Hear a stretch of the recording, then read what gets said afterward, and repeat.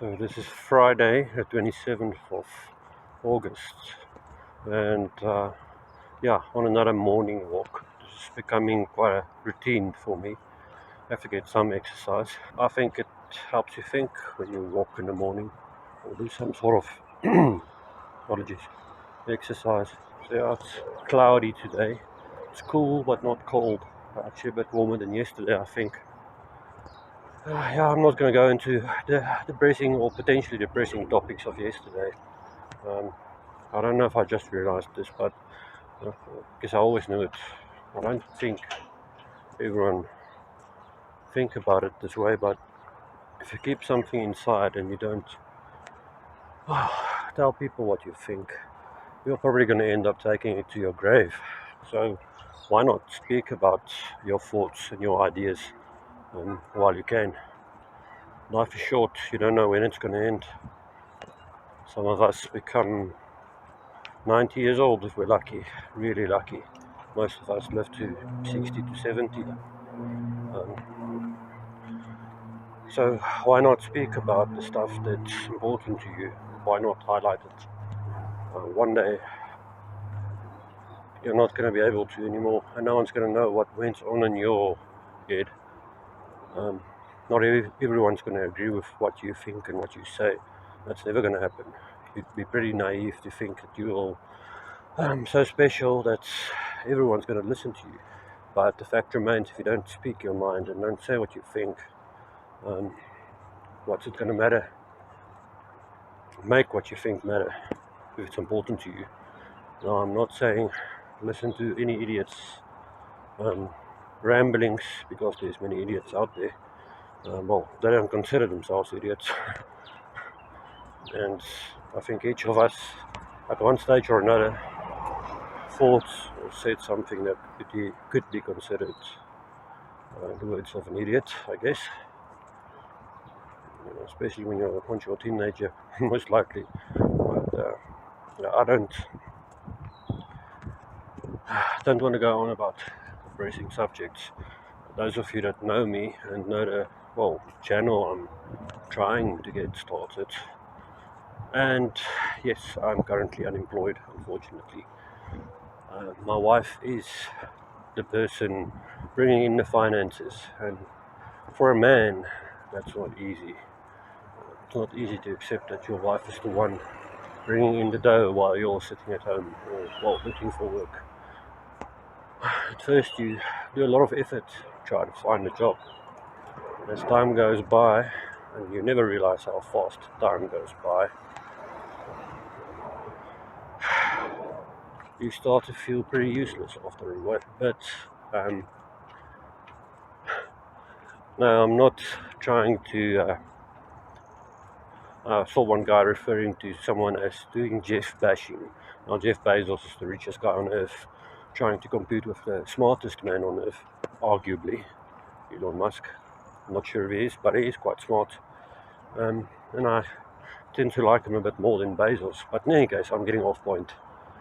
The thing is, you need to say what you want to say. Currently, I am unemployed. I don't care if people know it. Some people would probably say, more people know it, the better. Then maybe someone could assist you in getting a job. No, that doesn't necessarily make you feel any better. So, I'm hoping this mic's not bouncing around too much for you to hear me.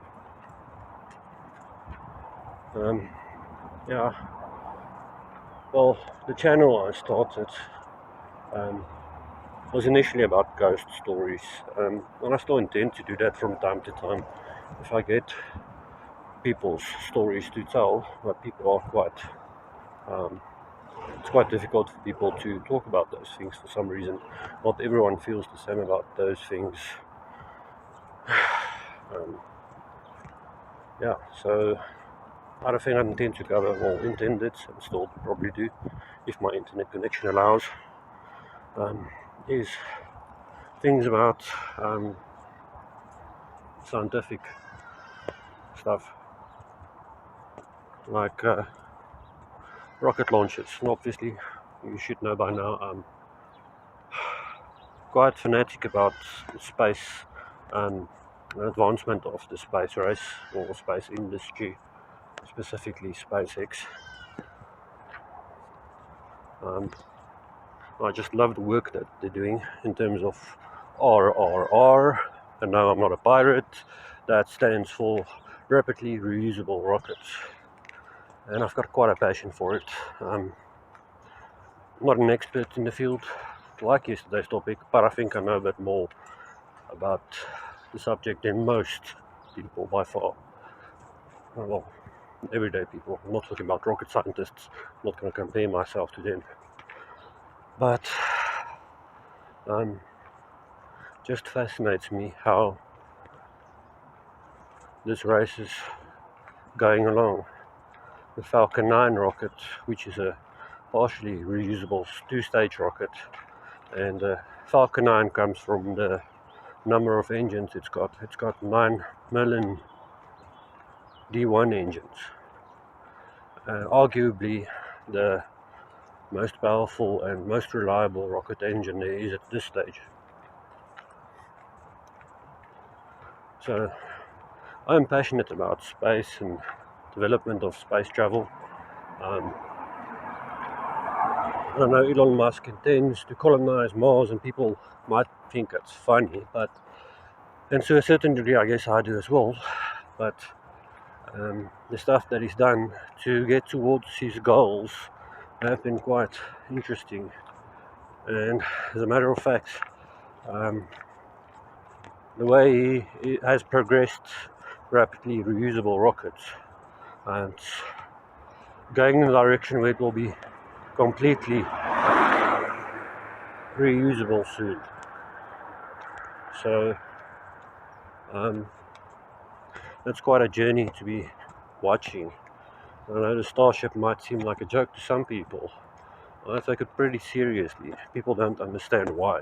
It's not because I'm thinking we're going to go to Mars, apologies, any second. It's about the journey to get there. And the journey to get there has already produced a whole entire satellite network that the world didn't have before. Of over, close to 2,000 satellites now. I think it's 1,800. And there's another launch planned to launch some more Starlink satellites, which would increase that number, I think, to 1,009 to 2,000. And as soon as this Starship is orbital, they can launch over 300 satellites into space at once. Like I said, a Falcon 9 is 9 rocket engines, Merlin engines. And sorry, I think you saw my hand there for a second. Don't have the finances for nice equipment like some of these other guys, and respect to them. There's many channels out there covering the space development currently, some of them better than others, but unfortunately all of them have the equipment that they need and the places to get their royalty free pictures and materials from. I don't, so unfortunately that's a problem. But either way, except for looking for a job, I think I'm doing at the moment is this YouTube channel, which is not gonna generate any income at this stage, but at least it's a hobby. Currently I'm actually next to the biggest airport in arguably the southern hemisphere, but definitely on the African continent. So biggest airport on the African continent right next to me, and one of the busiest highways in the country right next to me as well, so it's a bit noisy. Let's see if I can, there we go. Yeah, not actually the safest area to be in, but if you live in South Africa you better get used to it. If you don't, sorry for you. I think the time to immigrate is come and gone. Not that I want to a degree yes and no. I just still see some people exercising and running. I hope you can still hear me with this noise. So yeah, I'm extremely excited about the space race and where it's heading. I would just not want to be responsible for the gimbal on the booster section of the Starship, or the heavy booster number 4, there used to be 29 Raptor engines on that booster. Now I'll explain to you what the Raptor engine is. The Raptor engine was specifically designed to go to Mars, basically. And the Raptor engine, as far as I know, is the only rocket engine, operational rocket engine, that's fueled by, I think, methane and oxygen. So it's super cooled liquids, as far as I know. And most of the other rockets were superheated, to be honest. Now, like I said, the Raptor booster number 4 has 29 engines. I think I heard them saying they were increasing it to 33. Now, you might ask what's the big deal in that regard, but the big deal is 29 Raptor engines already. Oh, let's say 33. Do you have any idea of the vibrations and the noise it creates? And this is where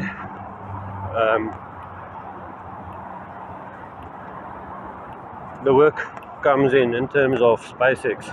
And I'm not worried about them not making the deadlines now in terms of orbital launch at this stage. They've got some work to do in regards to that before they can launch.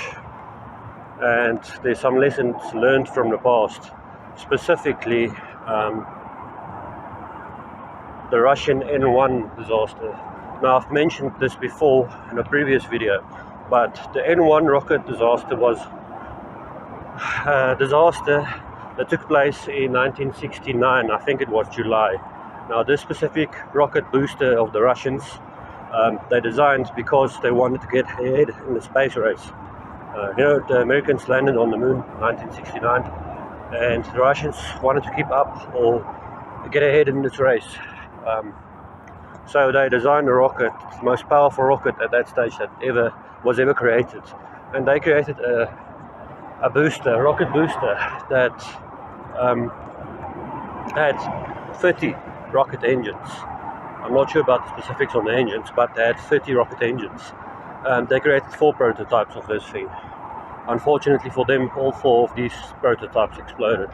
The one in 1969, I believe, was the largest rocket explosion in human history, and was fueled by kerosene and I think oxygen. I'm not sure, but the fact remains that specific rocket exploded. Like I said, the biggest rocket explosion in history. So that was a complete failure, and they ended up abandoning the program.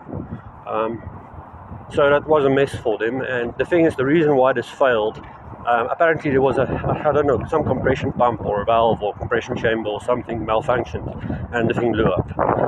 It was only fueled, only about 80 to 85% of the rocket fuel on this rocket ignited. So imagine if all of it ignited. So in that regard, I guess they were quite lucky. You're going to hear some wind now, I suspect. Let me just turn around. So I'm standing next to the biggest airport in the southern, let's say on the continent.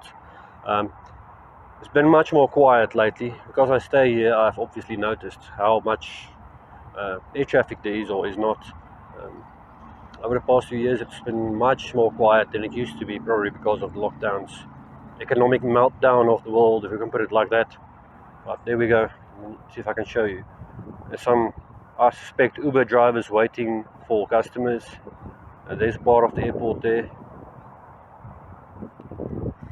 This is about very close to where I stay.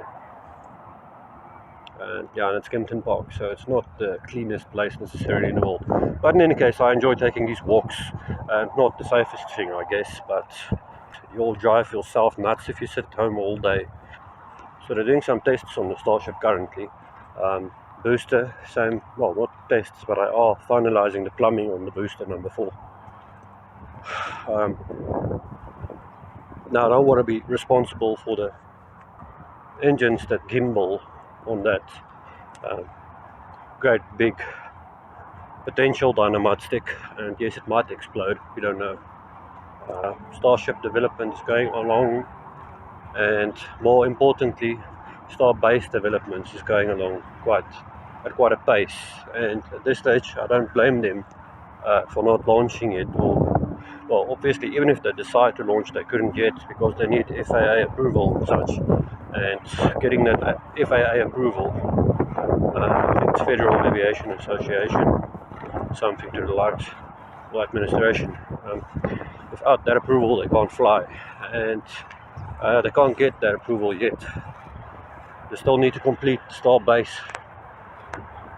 and as soon as that Starbase is completed they can apply for approval, or they all get approval. Not sure when that will be, but like I said, I wouldn't want to be the guy responsible for developing or designing those gimbal Raptor engines, and the gimbal Raptor engines is the thing that directs the rocket in the direction it's supposed to go. So hopefully now you can see my face. Yeah, cap kind of obscures your vision.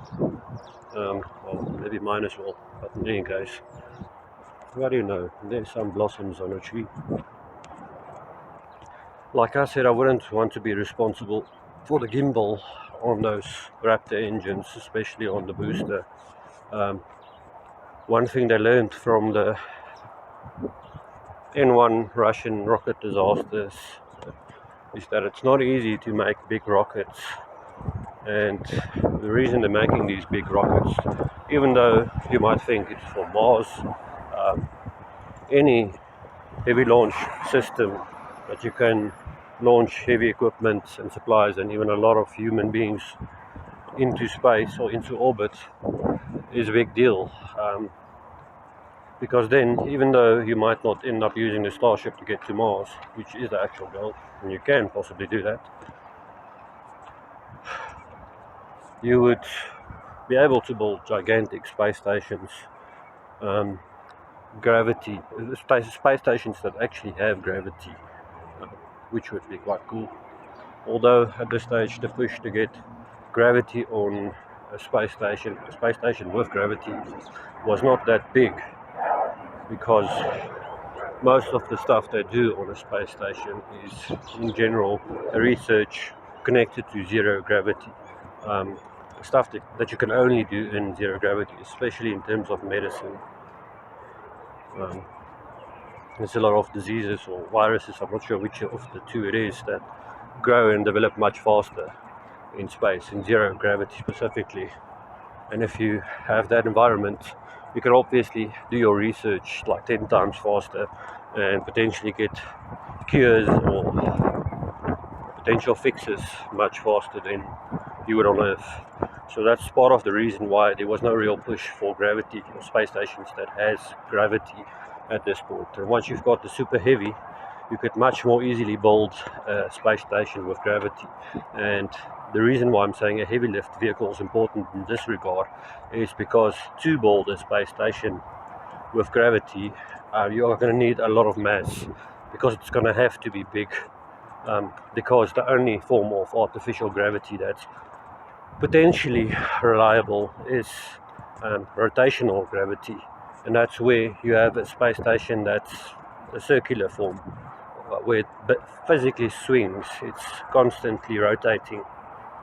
So in the middle of this space station you will not have gravity, it will be zero G's, or well, zero gravity, and on the edges you could potentially have gravity similar to that on Earth, which you have on Earth, which is pretty cool. So that's one thing a heavy lift system will potentially open up. You would be able to create a space station with gravity, and this would be more about comfort than anything else. The current ISS is not built for comfort, it's built for scientific advancement in medicine specifically, and science and so on. So if you've got a heavy lift system, you can put that in place much more easily. But like I said, the push was never there for this to happen, and it will be more a touristy thing to have a space station with gravity at this stage. It's really uncomfortable to be in zero gravity for a prolonged period. And that's not even accounting or taking into account that zero gravity is very bad for your body in the long run. I remember astronauts coming back from the International Space Station after hundreds of days where they can barely walk because they've become so weak, because your body don't need to your body don't need to go through all that effort to lift up stuff because it weighs nothing, there's no gravity. So that's quite an interesting bit that's going to come in the future.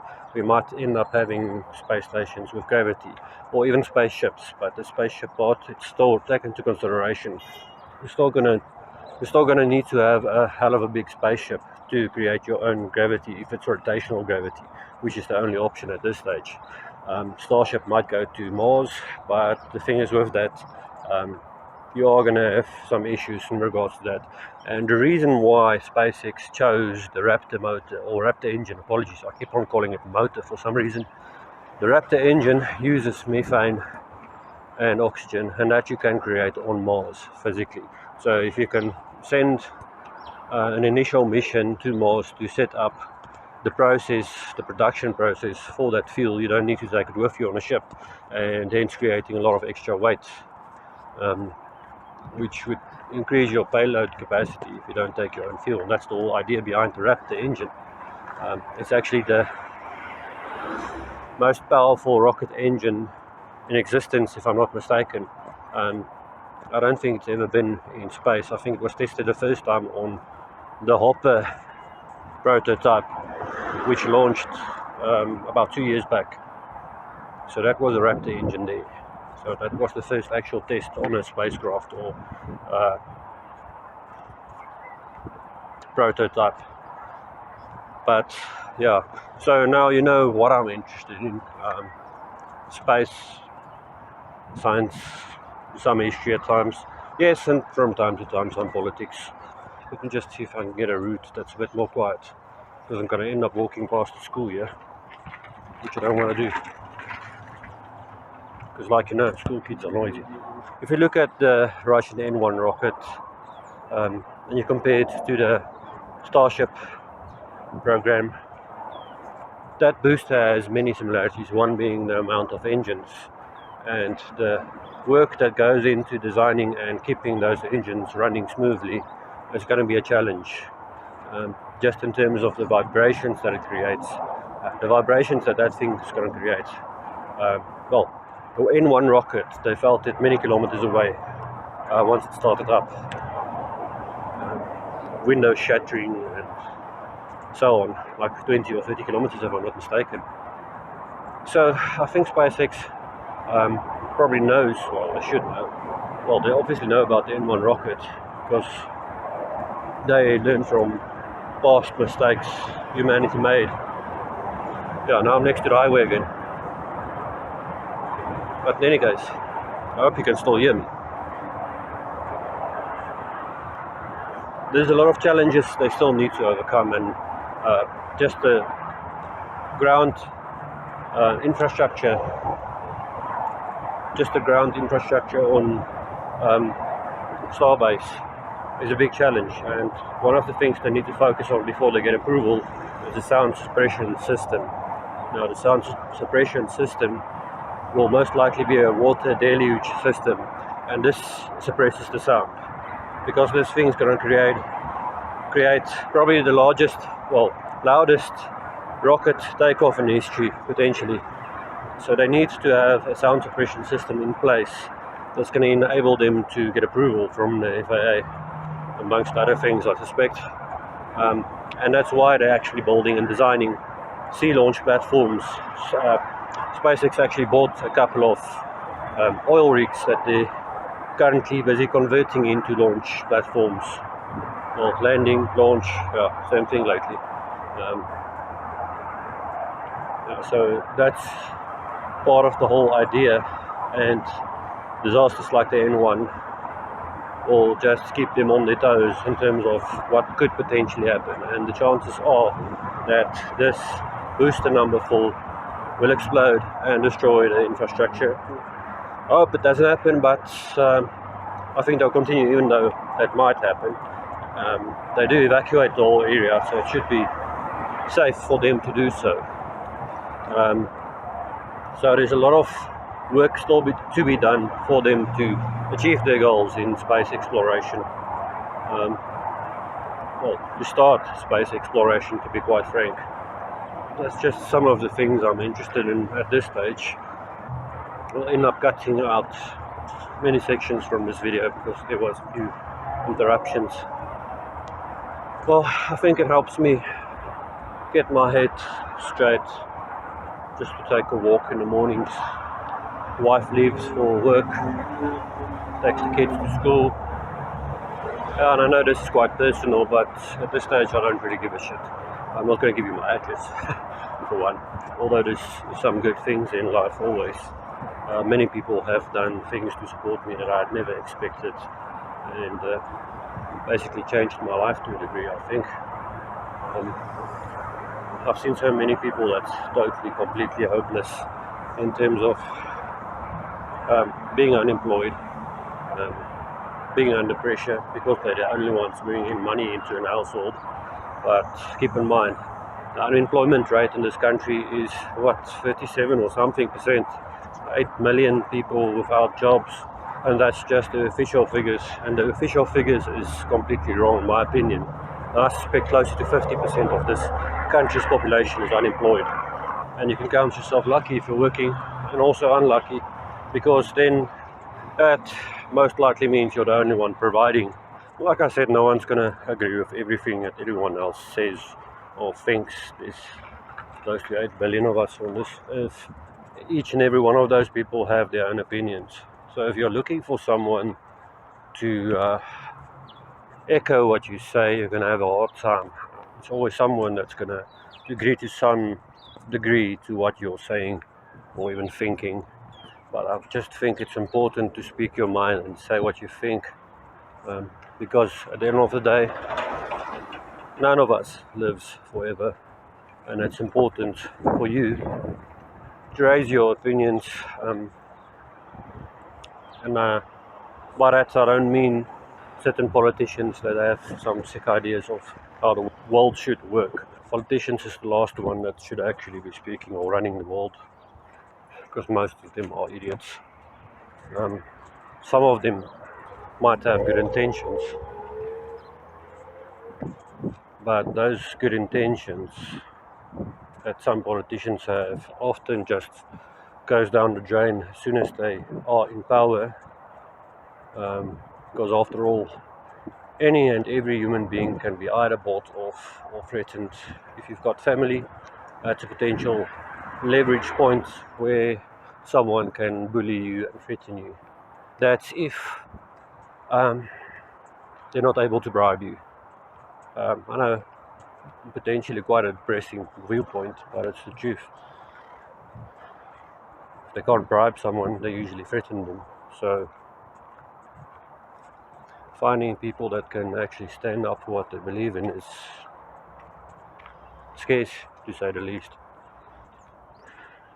So that's just a quick update in terms of Starbase and what's happening there. It's going to be a while before we see Starship go orbital. If it does, who knows, maybe it won't. But the most important thing for me is to get a heavy lift vehicle operational to deliver payloads to space, so we can really advance in that regard. I know Elon Musk intends to get us to Mars, and I hope he succeeds, but there's many challenges on that road, and just getting a heavy lift vehicle operational and to the standard where you can safely transport tons and tons of goods, hundreds of tons, is the big thing. If that can happen, I would be happy.